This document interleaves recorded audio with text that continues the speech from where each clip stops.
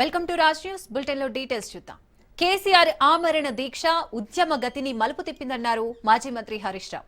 సరికొత్త చరిత్రకు నాంది పలికిందన్నారు. తెలంగాణ ఏర్పాటుకు బాటలు వేసిందన్నారు. ప్రత్యేక రాష్ట్ర ఏర్పాటును సబ్బండ వర్గాలను ఏకం చేసి సుసాధ్యం చేసి చూపిన ఘన చరిత్ర కేసీఆర్ది అన్నారు హరీష్ రావు. 4 కోట్ల ప్రజల ఆకాంక్ష సాధనకు అలుపెరగని పోరాటం చేసిన చరిత్ర కేసీఆర్ది అన్నారు. హరీష్, తెలంగాణ వచ్చేదాకా నా ప్రాణం పోదు అని నాకు ధైర్యం చెప్పిన నాయకుడు కేసీఆర్. నాకు ఉల్టా ధైర్యం చెప్పిండు మంచం మీద పడుకొని. అంత మొక్కబోని ధైర్యం ఆయనది. ఒకరోజు డాక్టర్లందరూ వచ్చారు, నేను అక్కడే ఉన్నా.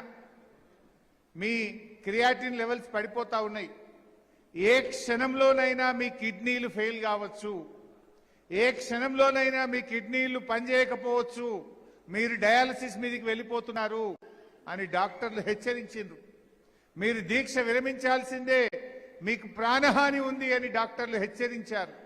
ఒక మాట అన్నాడు డాక్టర్లతోని, నేను విరమించను, నేను చచ్చిపోతే నా శవం మీద తెలంగాణ జెండా కప్పండి అన్నాడు కేసీఆర్. కొంతమంది మూర్ఖులు ఈరోజు మాట్లాడుతున్నారు కేసీఆర్ దీక్ష మీద. ఆ రోజు దగ్గరుండి చూసిన వాళ్ళు ఎంతో మంది, జయశంకర్ సార్, మందకృష్ణ మాదిగ గారు, ఆర్ విద్యాసాగర్ రావు గారు, పార్టీ శ్రేణులు ఎంతో మంది దగ్గరగా ఉండి చూశారు. ఇవాళ ఒక పిసిసి ప్రెసిడెంట్ మూర్ఖంగా మాట్లాడుతుండు కేసీఆర్ దీక్ష గురించి. అసలు ఆ దీక్ష గురించి మాట్లాడే అర్హత నీకు ఉన్నదా? కేసీఆర్ లేకపోతే తెలంగాణ ఎక్కడిది? తెలంగాణ లేకపోతే నీకు ఆ టిపిసిసి అధ్యక్ష పదవి ఎక్కడిది? అరే, మీ పార్టీ అగ్రనాయకుడు ప్రణబ్ ముఖర్జీ రాసిన పుస్తకం చదువు. మై ప్రెసిడెన్షియల్ ఇయర్స్ అని భారతదేశ రాష్ట్రపతి ప్రణబ్ ముఖర్జీ ఒక పుస్తకం రాశాడు. ఎందుకంటే తెలంగాణ మీద ప్రణబ్ ముఖర్జీ కమిటీ వేసింది ఆనాటి యూపీఏ ప్రభుత్వం, సంప్రదింపులు చేసింది ఆనాడు ప్రణబ్ ముఖర్జీ, తెలంగాణ బిల్లు మీద సంతకం పెట్టింది ప్రణబ్ ముఖర్జీ, రాష్ట్రపతిగా గెజిట్ పబ్లిష్ చేసింది ప్రణబ్ ముఖర్జీ. ఆ ప్రణబ్ ముఖర్జీయే ద ప్రెసిడెన్షియల్ ఇయర్స్ అనే తాను రాసిన పుస్తకంలో కేసీఆర్ గురించి ఒక పేజీ రాసిండు. ఒక నాయకుడు కలలు కన్నడు, పోరాటం చేసిండు, తన జీవిత కాలములో తన లక్ష్యాన్ని ముద్దాడిన గొప్ప నాయకుడు కేసీఆర్ అనే మాట నేను చెప్పలే, ప్రణబ్ ముఖర్జీ గారు చెప్పిండ్రు. ఇలా అధ్యక్షుడు, ఆ పిసిసి అధ్యక్షుడు ఒకసారి ఆ పుస్తకం చదువుకొని మాట్లాడు. ఈ చిల్లర మాటలు బంద్ చేయి. కేసీఆర్ దీక్ష లేకపోతే డిసెంబర్ 9 నాడు చిదంబరం ప్రకటన చేస్తుండేనా? డిసెంబర్ 9 ప్రకటన కేసీఆర్ దీక్ష ఫలితం. యావత్ తెలంగాణ జాతి ఒక్కటై రోడ్ల మీదకి వచ్చి తెలంగాణ అగ్ని గుండంగా మారింది. గజగజలాడిపోయి ఐబీ రిపోర్ట్లతో ఆనాటి కేంద్ర ప్రభుత్వం దిగొచ్చి తెలంగాణ ఇచ్చింది తప్ప ప్రేమతో నియ్యలే. ప్రేమతో ఇచ్చిందా? కేసీఆర్ దీక్ష లేకపోతే తెలంగాణ ప్రకటన వచ్చునా? ఇలా దీక్షలు మన వంతు, కక్షలు కాంగ్రెస్ వంతు. దీక్షలు చేసింది బీఆర్ఎస్ నాయకులు. 1531 రోజులు సిద్దిపేట గడ్డ మీద నిరంతర నిరాహార దీక్ష సాగింది కదా. ఎన్ని దీక్షలు చేసినాం పాపం. మా అహ్మద్ లాంటి వాళ్ళు పండుగలు పబ్బాలు లేకుండా కొట్లాడిరు కదా. ఆ దీక్షా శిబిరానికి జస్టిస్ శ్రీకృష్ణ కమిటీ వచ్చింది. సిద్దిపేటకు ఆనాడు జస్టిస్ శ్రీకృష్ణ కమిటీ డేట్ వచ్చి 2010 ఆగస్టు 25. 2010 ఆగస్టు 25 నాడు సిద్దిపేట నిరాహార దీక్ష శిబిరానికి జస్టిస్ శ్రీకృష్ణ కమిటీ వచ్చి అందరి అభిప్రాయాలు తీసుకున్నది. అక్కడి నుంచి చిన్నగుండవెల్లికి పోయింది.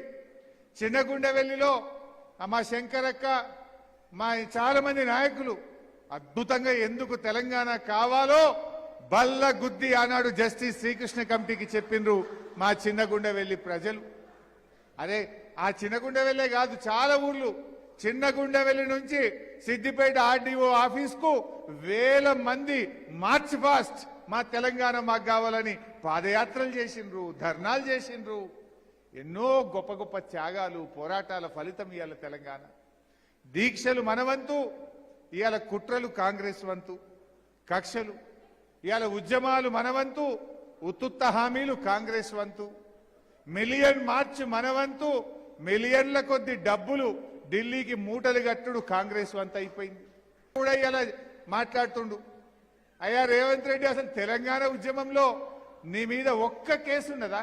ఒక్క కేసు? మా మీద వందల కొద్ది కేసులున్నాయి. 370 కేసులున్నాయి నా మీద.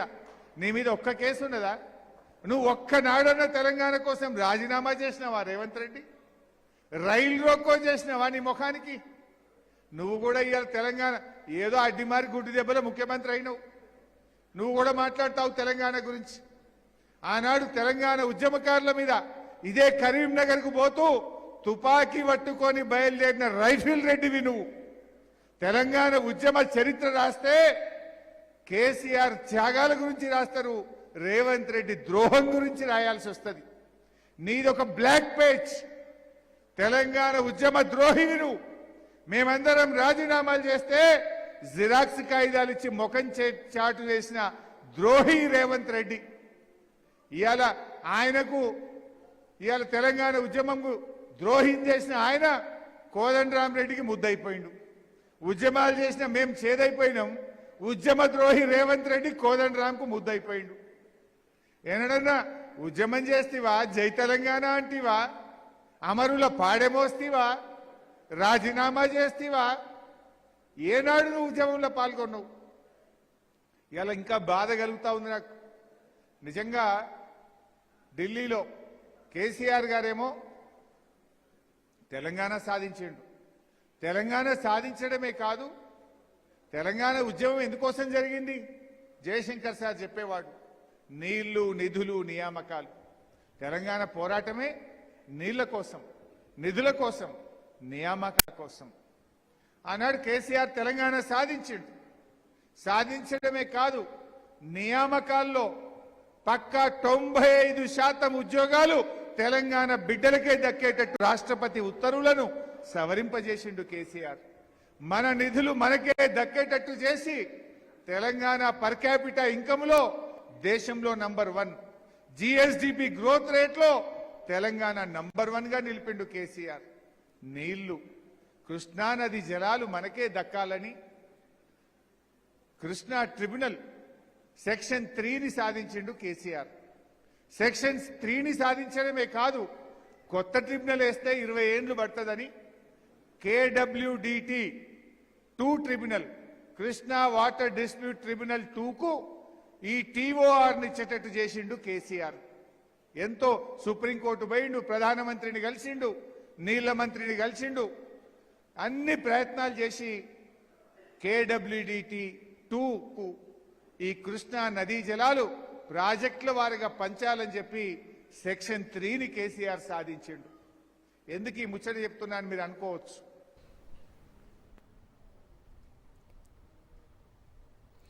దీక్షా దివాస్ సందర్భంగా తెలంగాణ భవన్లో ఫోటో ఎగ్జిబిషన్ ఏర్పాటు చేశారు. ఈ ఫోటో ఎగ్జిబిషన్ ను బీఆర్ఎస్ వర్కింగ్ ప్రెసిడెంట్ కేటీఆర్ ప్రారంభించారు. నాటి ఉద్యమ కాలంలో వివిధ కార్యక్రమాల్లో పాల్గొన్న కేసీఆర్ ఫోటోలు, ఆనాటి గుర్తులను స్మరించుకునేలా నేటి తరానికి తెలిసేలా ఫోటోలను ఏర్పాటు చేశారు. ఫోటో ఎగ్జిబిషన్ కు సంబంధించి మరింత సమాచారాన్ని మా ప్రతినిధి సైదులు అందిస్తారు. రాష్ట్ర వ్యాప్తంగా బీఆర్ఎస్ పార్టీ దీక్షా దివాస్ కార్యక్రమం నిర్వహిస్తుంది. ముఖ్యంగా నేడు అంటే ఆనాడు 2009 నవంబర్ 29న ఆమరణ నిరాహార దీక్షకు పూనుకున్నటువంటి కేసీఆర్ ఒక చాలా పెద్ద స్టేట్మెంట్ చేశారు. కేసీఆర్ సచ్చుడో తెలంగాణ వచ్చుడో అనే ఒక నినాదంతో ఆనాడు ఆమరణ నిరాహార దీక్షకు దిగారు. సరిగ్గా నేటికి 16 ఏళ్లు కావస్తుంది, 15 ఏళ్లు పూర్తి చేసుకుంది. దీక్షా దివాస్ నేటికి 16 ఏళ్లు కావస్తున్న నేపథ్యంలో తెలంగాణ భవన్లో దీక్షా దివాస్ కార్యక్రమం నిర్వహించారు. ఈ కార్యక్రమానికి బీఆర్ఎస్ వర్కింగ్ ప్రెసిడెంట్ కేటీఆర్తో పాటుగా మాజీ మంత్రులు తలసాని శ్రీనివాస్ యాదవ్, మహమ్మద్ అలీ, అదేవిధంగా ఎమ్మెల్సీ వాణిదేవి, అదేవిధంగా దాసోజు శ్రవణ్, బీఆర్ఎస్ పార్టీ శ్రేణులు పెద్ద ఎత్తున పాల్గొన్నారు. అయితే దీక్షా దివాస్ సందర్భంగా తెలంగాణ భవన్లో ఫోటో ఎగ్జిబిషన్ కార్యక్రమం నిర్వహించారు. ఒకసారి చూద్దాం అసలు ఫోటో ఎగ్జిబిషన్ కార్యక్రమం సంబంధించి ఏ ఫోటోలు ముద్రించారు. ఇక్కడ ఆనాడు ఉద్యమ స్మృతులను గుర్తించేందుకు ఇక్కడ ఫోటో ఎగ్జిబిషన్ ఏర్పాటు చేయడం జరిగింది. ముఖ్యంగా మొదటి ఫోటో ఇది. తెలంగాణ రాష్ట్ర సమితి ఆవిర్భావం పేరుతోటి ఆనాడు చిన్న ఒక కరపత్రం అన్నమాట. ఇది 27/4/2001 ఉదయం 11:30 అని చెప్పేసి ఒక చిన్న కరపత్రంలో ఇవన్నీ కూడా మెన్షన్ చేశారు. స్థలం జలదృశ్యం లుంబిని పార్క్ వద్ద అని చెప్పేసి కూడా అన్నారు. సో ఆనాడు పార్టీ పెట్టే సమయంలో ఈ యొక్క ప్రకటన అన్నమాట. తెలంగాణ ప్రాంత ప్రజల అభిష్టం మేరకు ఈ నిర్ణయం తీసుకున్నామని చెప్పేసి కూడా చిన్న కరపత్రం కూడా ఇక్కడ ఏర్పాటు చేయడం జరిగింది. సో ఆనాడు పార్టీ పెట్టిన దగ్గర నుంచి కూడా ఈ ఫొటోస్ అన్నీ కూడా ఉద్యమకారులని గుర్తు చేసుకుంటూ స్మరించుకుంటూ అదేవిధంగా గుర్తుండిపోయేలా అదేవిధంగా ఇప్పటి తరానికి కూడా ఇవన్నీ కూడా తెలిసేలా కూడా ఈ యొక్క ఫోటో ఎగ్జిబిషన్ తెలంగాణ భవన్లో ఏర్పాటు చేయడం జరిగింది. సో ఇవన్నీ కూడా ఆనాడు ఉద్యమ గుర్తులన్నీ కూడా అంటే కేసీఆర్ ఉద్యమం సమయంలో పాల్గొన్నటువంటి ఫొటోస్ అన్నీ కూడా గుర్తు చేసుకుంటూ కూడా ఈ యొక్క ఫోటో ఎగ్జిబిషన్ ఏర్పాటు చేశారు. సో ఈ యొక్క ఫోటో ఎగ్జిబిషన్ని తిలకించేందుకు పెద్ద ఎత్తున బీఆర్ఎస్ పార్టీకి చెందినటువంటి కూడా ఇక్కడికి వస్తున్నారు, తిలకిస్తున్నారు, చూసుకుంటున్నారు. సో ఆనాడు ఉన్నటువంటి ఫోటోలు చాలా రేరు కాబట్టి ఇవన్నీ ఫోటోలను కూడా వాళ్ళందరూ కూడా చూసుకుంటున్నారు. సో కొత్త తరం వారికి కూడా ఈ యొక్క ఫొటోస్ గుర్తుండిపోయేలా కూడా ఎగ్జిబిషన్ కార్యక్రమం ఉంటుందని చెప్పేసి కూడా బీఆర్ఎస్ పార్టీ చెందినటువంటి చెప్తున్నారు. సో ఈ ఫోటో చూడొచ్చు. 2007లో కేసీఆర్ ఆనాడు అక్కడ నల్గొండలో ఉన్నటువంటి సమస్యలు ముఖ్యంగా ఫ్లోరైడ్ సమస్య ఎక్కువగా ఉంటుంది కాబట్టి సో ఎందుకు మనకి ఈ పరిస్థితి వచ్చింది, పక్కనే కృష్ణమ్మ ఉన్నప్పటికీ కూడా ఇవాళ నల్లగొండ జిల్లాలో ఫ్లోరైడ్ సమస్య ఎందుకు వచ్చిందని చెప్పేసి కూడా ఆనాడు ఉద్యమం సమయంలో నల్లగొండ జిల్లాలో ఏర్పాటు చేసినటువంటి మీటింగ్లో ప్రసంగిస్తున్నటువంటి ఫోటో ఈ ఫోటో. సో ఇలా అన్నీ కూడా మొత్తం రాష్ట్ర వ్యాప్తంగా ఆయన తిరిగినటువంటి ఫోటో. అదేవిధంగా తెలంగాణ వంట వార్పు 19వ తారీఖు 6వ నెల 2011లో రాష్ట్ర రాజధాని హైదరాబాద్లో ఏర్పాటు చేసినటువంటి వంట వార్పు కార్యక్రమానికి సంబంధించినటువంటి ఫోటో. ఆనాడు ఆ ఉద్యమంలో పాల్గొన్న వారందరితో కలిసి మహిళలతో కలిసి వాళ్ళతో యొక్క వెజిటేబుల్స్ కూడా కట్ చేస్తున్నటువంటి దృశ్యాన్ని కూడా ఇక్కడ పెట్టడం జరిగింది. సో అలా అన్ని ఫొటోస్ కూడా మొత్తం ఎక్కువ చూడవచ్చు. అదేవిధంగా రాష్ట్ర సాధనలో భాగంగా పల్లెపల్లెల్లో తెలంగాణ పల్లెపల్లెల్లో పర్యటించినటువంటి కేసీఆర్ ఆనాడు అక్కడే పల్లెల్లో నిద్ర చేస్తూ వారి సమస్యలను తెలుసుకుంటూ వారి మధ్యలోనే ఇలా ఒక ఫోటో ఆయన స్నానం చేస్తూ తర్వాత అదేవిధంగా రెడీ అయ్యి వెంటనే గ్రామాల్లో సమస్యలు తెలుసుకునేందుకు ఉన్నటువంటి ఫోటో అన్నమాట. ఈ ఫోటో చరిత్రని మలుపు తిప్పిన రోజు అని చెప్పేసి కూడా ఈ యొక్క ఫొటోస్ ఎగ్జిబిషన్ తెలంగాణ భవన్లో ఏర్పాటు చేయడం జరిగింది. చాలా కీలకమైన ఫోటో ఇది. 9వ తారీఖు 12వ నెల 2009 ఆమరణ నిరాహార దీక్షకు పూనుకున్న తర్వాత నిమ్స్ హాస్పిటల్కి వచ్చిన తర్వాత నిమ్స్ హాస్పిటల్లో ఆమరణ నిరాహార దీక్ష విరమిస్తున్న సమయంలో ఈ యొక్క నిమ్మరసం ఇస్తున్నారు. చాలా రేర్ ఫోటో ఈ ఫోటో. ఇదే తెలంగాణ చరిత్రలో నిలిచిపోయిన రోజు అనమాట. నవంబర్ 9, 2009 నుంచి డిసెంబర్ 11 వరకు కూడా 11 రోజుల పాటు చేసినటువంటి నిరాహార దీక్ష. సో ఈ దీక్ష తర్వాతనే కేంద్రం దిగొచ్చి తెలంగాణ ఇస్తామని కూడా ప్రకటన చేసింది. ఆ నిమ్మరసం ఇస్తున్న సమయంలో నేతలు చూడొచ్చు మనం ఒకసారి. శ్రీనివాస్ గౌడ్, అదేవిధంగా స్వామి గౌడ్, మందకృష్ణ మాదిగ, సో ఈ విధంగా చూస్తే లక్ష్మారెడ్డి, సో వీళ్ళందరూ కూడా విద్యాసాగర్ రావు వీళ్ళందరూ కూడా ఉన్నటువంటి ఫోటో, జయశంకర్ సార్ ఉన్నటువంటి ఫోటో, వీళ్ళందరూ కలిసి కూడా కేసీఆర్కు నిమ్మరసం ఇస్తూ దీక్ష విరమణ చేసినటువంటి ఫోటో చాలా కీలకమైనటువంటి ఫోటో. సో ఇలా అన్ని ఫొటోస్ కూడా ఇక్కడ అవన్నీ కూడా స్మరించుకునేలా గుర్తు చేసుకునేలా కూడా ఏర్పాటు చేసినటువంటి ఫొటోస్ అన్ని కూడా ఏర్పాటు చేశారు. సో అదేవిధంగా ఇది ఒక ఫోటో చూద్దాం. బహిరంగ సభ జగద్గిరిగుట్ట హైదరాబాద్లో 13వ తారీఖు 6వ నెల 2011లో తెలంగాణ తల్లి విగ్రహాన్ని ఆవిష్కరించి అక్కడ ప్రజలను ఉద్దేశించి కేసీఆర్ మాట్లాడుతున్నటువంటి ఫోటో. సో అదేవిధంగా జనగర్జన పేరుతోటి కరీంనగర్లో భారీ సభ ఏర్పాటు చేశారు ఆనాడు 12వ తారీఖు 9వ నెల 2011లో. సో ఆ సభలో అక్కడికి వచ్చినటువంటి ప్రజానీకాన్ని ఉద్దేశించి కేసీఆర్ మాట్లాడుతున్నటువంటి ఫోటోను కూడా మనం ఇక్కడ చూసుకోవచ్చు. సో అదేవిధంగా కేంద్రం తెలంగాణ ఇస్తామని ప్రకటన చేసిన తర్వాత ఎంతో ఆనందంతో స్వీట్లు పంచుకొని ఆనందాన్ని కూడా చూడొచ్చు. ఆ ఫొటోస్ అందరూ ఒకరినొకరు కౌగులించుకొని శుభాకాంక్షలు తెలుపుతున్నటువంటి ఫోటో. హరీష్ రావు, మాజీ మంత్రి హరీష్ రావు తెలంగాణ ప్రకటన చేసిన తర్వాత కేంద్రం సంబరాల్లో మునిగి తేలుతున్నటువంటి ఫోటో ఈ ఫోటో. సో ఈ విధంగా అన్ని ఆనాడు ఉద్యమ సమయంలో ఉన్నటువంటి ఫోటోలన్నీ కూడా స్మరించుకుంటూ చేశారు. ఇక్కడ ఎగ్జిబిషన్ ఏర్పాటు చేశారు. జనగర్జన పేరుతోటి ఆనాడు భారీ బహిరంగ సభ ఒకటి ఏర్పాటు చేసింది. సో ఆ ఫోటో. సో ఈ విధంగా అన్ని ఫోటోలు కూడా ఇవన్నీ కూడా చూడొచ్చు ఒకసారి. సో అదేవిధంగా ఉద్యమం సమయంలో ఆనాడు హైదరాబాద్లో నిర్మించినటువంటి ఒక నిరసన కార్యక్రమానికి బీఆర్ఎస్ వర్కింగ్ ప్రెసిడెంట్ కేటీఆర్, అదేవిధంగా మాజీ మంత్రి జోగు రామన్న, అదేవిధంగా ఆనాడు బీఆర్ఎస్వి రాష్ట్ర అధ్యక్షుడిగా ఉన్నటువంటి బాల్కా సుమన్ వీళ్ళ ఫోటోలు కూడా మనం చూడొచ్చు. సో ఆ విధంగా ఉద్యమం సమయంలో చాలా కీలకమైనటువంటి ఫోటోలు, చాలా రేర్ ఫోటోలు ఇవన్నీ కూడా ఇక్కడ పెట్టి ఫోటో ఎగ్జిబిషన్ అంటే ఇక్కడికి వచ్చినటువంటి బీఆర్ఎస్ పార్టీకి ఈరోజు దీక్షా దివాస్ సందర్భంగా కార్యక్రమానికి హాజరైన వారందరూ కూడా ఈ ఫోటోలను అన్ని కూడా తిలకించి అవన్నీ గుర్తు చేసుకున్నారు. ఆనాటి ఉద్యమ స్మృతులన్నింటిని కూడా గుర్తు చేసుకున్నారు. అదేవిధంగా తెలంగాణ మార్చ్ మనకి 30వ తారీఖు 9వ నెల 2012లో తెలంగాణ మార్చ్ నిర్వహించారు. అప్పుడు అన్ని గ్రామాల నుంచి కూడా హైదరాబాద్కి అందరూ కూడా తరలివచ్చి అందరూ కూడా ఈ యొక్క మార్చ్ కార్యక్రమంలో పాల్గొన్నారు. సో పెద్ద ఎత్తున తరలివచ్చినటువంటి ఈ యొక్క ప్రజానీకానికి సంబంధించినటువంటి ఫోటో ఇది. సో ఈ యొక్క ఫోటోని కూడా ఇక్కడ పెట్టడం జరిగింది. సో అదేవిధంగా ఒక దీక్షా దివాస్ సందర్భంగా ఆనాడు కేసీఆర్ తీసుకున్నటువంటి నిర్ణయం ఏదైతే ఉందో తెలంగాణ వచ్చుడు కేసీఆర్ చచ్చుడు అన్నటువంటి నినాదం. సో ఆనాడు దీక్షకు ఆమరణ నిరాహార దీక్ష కూర్చున్నప్పుడు కేసీఆర్ని అదుపులోకి తీసుకుంటున్నారు. సో 28వ తారీఖు 11 నెల 2009లో ఆనాడు కేసీఆర్ని అరెస్ట్ చేసి ఈ ఫోటో ఇక్కడ అదుపులోకి తీసుకున్న తర్వాత కేసీఆర్ని ఖమ్మానికి తరలిస్తారు. సో ఆ ఫోటో అన్నమాట. సో ఈ విధంగా ఆ ఉద్యమం సమయంలో ఉన్నటువంటి ఫొటోస్ అని మలిదేశ ఉద్యమం సమయంలో కేసీఆర్ నిర్వహించినటువంటి ప్రతి ఒక్క కార్యక్రమానికి సంబంధించి కూడా ఈ ఫొటోస్ ఇక్కడ ఏర్పాటు చేయడం జరిగింది. ప్రతి ఒక్కరు కూడా వచ్చి ఆ యొక్క ఉద్యమ స్మృతులన్నింటిని కూడా గుర్తు చేసుకుంటున్నారు. చాలా భావోద్వేగానికి కూడా గురవుతున్నటువంటి సిచ్యువేషన్ అన్నమాట. సో ఇక కొన్ని ఫొటోస్ చూద్దాం, అలాగే ఇంకా ఏమేమి ఫొటోస్ ఉన్నాయనేది. అదేవిధంగా ఇది చాలా కీలకమైన ఫోటో.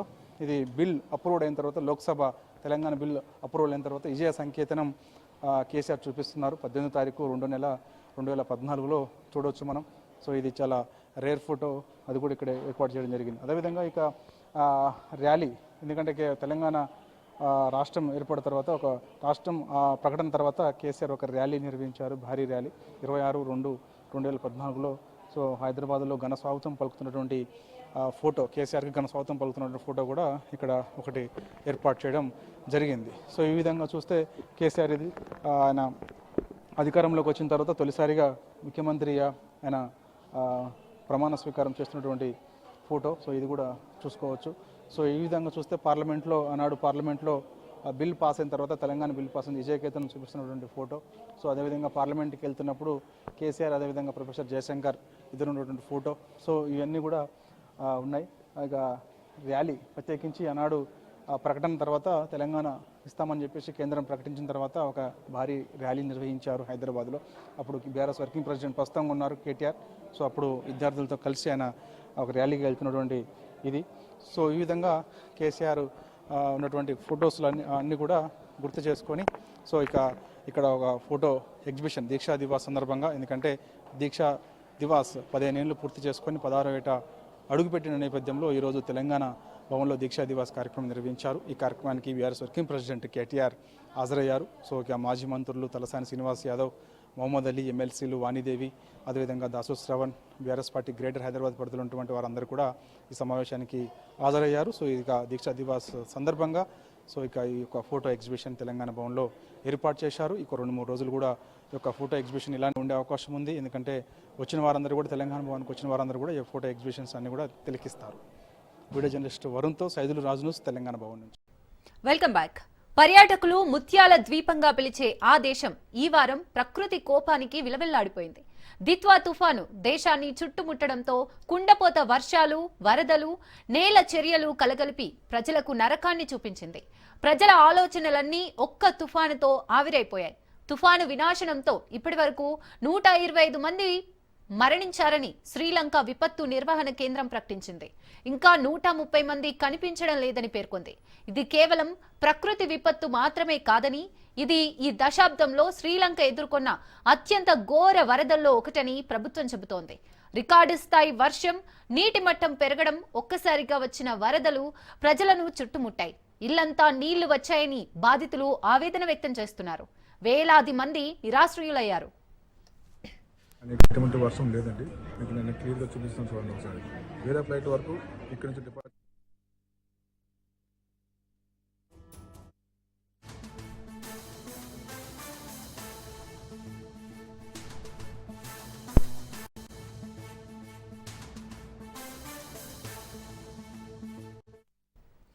రైట్. ఇక శ్రీలంకపై దిత్వా తుఫాను ప్రభావానికి సంబంధించి మరింత సమాచారం మా ప్రతినిధి నందకుమార్ అందిస్తారు. నందకుమార్.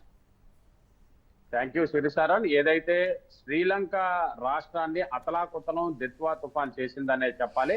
ముఖ్యంగా ఈ యొక్క ప్రకృతి యొక్క విలయానికి శ్రీలంక అంతా కూడా అతలాకుతలం అయిపోతుందనే చెప్పాలి. దాదాపు ఇప్పటికీ శ్రీలంక గవర్నమెంట్ చెప్పిన దాని ప్రకారం అయితే 125 మంది ఇప్పటి వరకు మృత్యువాత పడినట్టుగా మనకు తెలుస్తుంది. అయితే ఇంకా చాలా మంది ఆచూకీ తెలియట్లేదు అనేది ప్రధాన అంశంగా చెప్తున్నారు. ఒక్క రకంగా చూసుకుంటే దాదాపు 2023 తర్వాత ఇంత భారీ విపత్తు అనేది శ్రీలంకలోని ఎప్పుడూ కూడా రాయలేదు.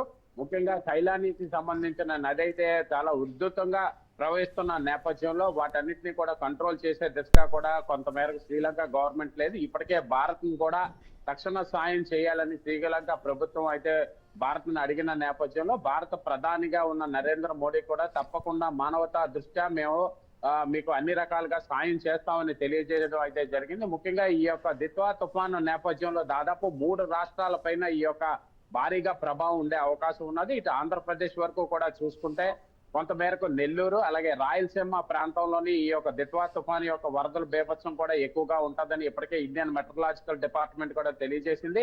ముఖ్యంగా అనుకోని ఫ్లడ్స్ కొన్ని జిల్లాలపైన ఎక్కువగా వచ్చే అవకాశం ఉన్నట్టుగా కూడా ఐఎండీ శాఖ కూడా తెలియజేసింది. అయితే మనకున్న ఐఎండీ శాఖ యొక్క హెచ్చరికల నేపథ్యంలో రాష్ట్ర ప్రభుత్వం ఇప్పటికే పూర్తిగా దీనిపైన అప్రమత్తం అయింది. అయితే ఏ జిల్లాలపైన ఈ యొక్క ఫ్లడ్స్ ఎక్కువగా ఉండే అవకాశం ఉన్నది, అక్కడ దగ్గరలో ఉన్న నదీ ప్రవాహకం ఏ విధంగా ఉన్నాయి, వాటి బ్యారేజ్లు ఎంత ఉన్నది, అలాగే ఇరిగేషన్ డిపార్ట్మెంట్ కి సంబంధించి ఇన్ఫ్లో అవుట్ఫ్లో ఏ విధంగా ఉన్నదన్న దానిపైన ఇప్పటికే కొన్ని డిపార్ట్మెంట్స్ అన్ని కూడా అలర్ట్ అయ్యాయి. అలాగే భారీ ఫ్లడ్స్ ఏ జిల్లాల మీదకి వస్తుందో ఆ జిల్లాలకు సంబంధించిన ఉన్నతాధికారులు అందరూ కూడా దానిపైన ఇప్పటికే కంట్రోల్ రూమ్ ఏర్పాటు చేసే దిశగా కూడా ఉన్నారు.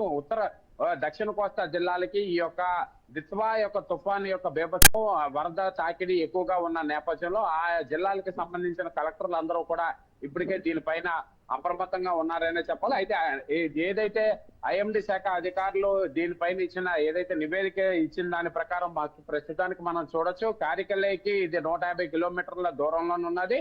అలాగే పుదుచ్చేరికి సంబంధించి 250 కిలోమీటర్లోనే, అలాగే చెన్నైకి 350 కిలోమీటర్ల దూరంలోనే ఉంది.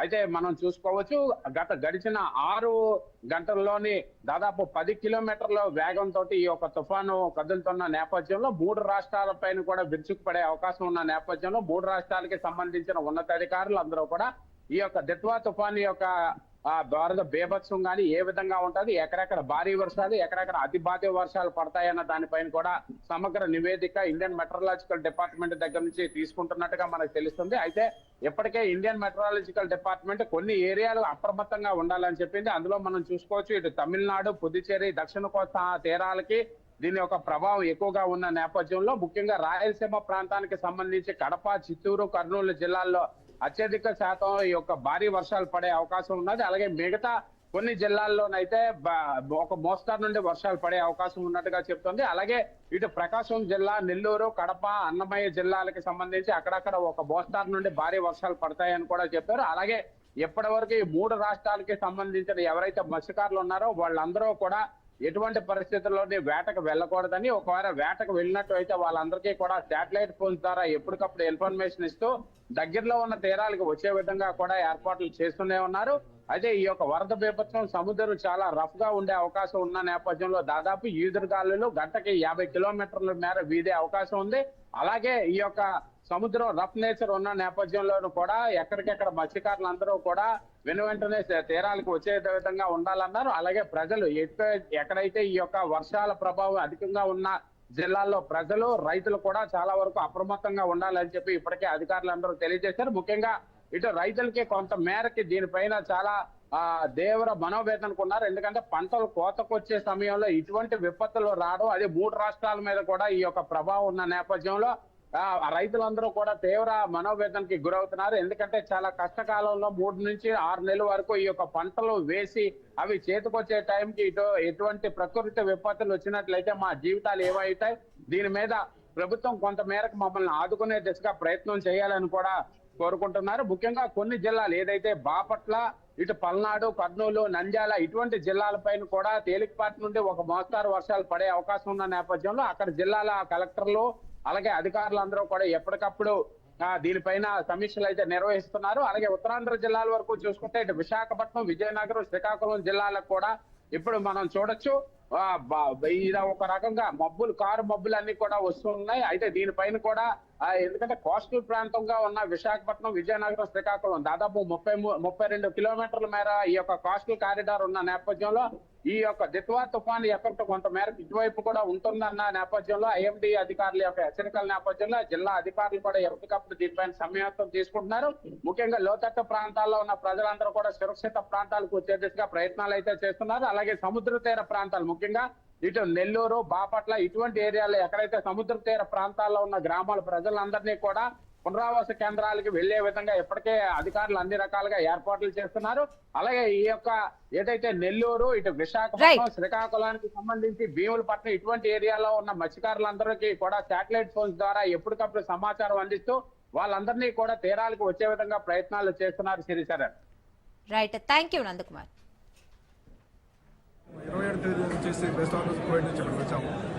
తీసుకొచ్చిన తర్వాత మమ్మల్ని ఇక్కడ నుంచి డైరెక్ట్గా తీసుకురాకుండా మత్తల ఎయిర్పోర్ట్ తీసుకొచ్చారు. మత్తల ఎయిర్పోర్ట్ నుంచి అక్కడే ఉండేసి సాయంత్రం బస్సు పెట్టి మా లగేజ్ మేమే తీసుకొని ఆడ నుంచి బస్సుకు వచ్చిన తర్వాత ఇక్కడ వదిలేసాం మమ్మల్ని కొలంబోలో. అప్పటి నుంచి మాకు టికెట్ నుంచి కానీ అన్నం కానీ నీళ్లు కానీ ఏమి లేకుండా మమ్మల్ని ఇబ్బంది పెడుతున్నారు. ఈవెన్ వాటర్ అయితే కూడా వాటర్ ఇవ్వలేదు. సెక్యూరిటీ పిలుస్తామని అంటున్నారు. చాలా వరస్ట్గా మమ్మల్ని రిసీవ్ చేస్తున్నారు. ఇక్కడ మా దగ్గర వచ్చేసి ఇండియన్ కరెన్సీ ఇక్కడ తీసుకోవడం కదా, ఫుడ్ కూడా కోవిడ్ ఇద్దరు కూడా తీసుకోవట్లేదు. వాళ్ళ దగ్గర కార్డ్స్ పై చెప్పడం, మా దగ్గర కార్డు అయితే అసలు చేస్తాం, మా దగ్గర లేదు. చాలా ఇబ్బంది పడుతున్నారు, చేస్తున్నారు, గొడవ చేస్తున్నారు.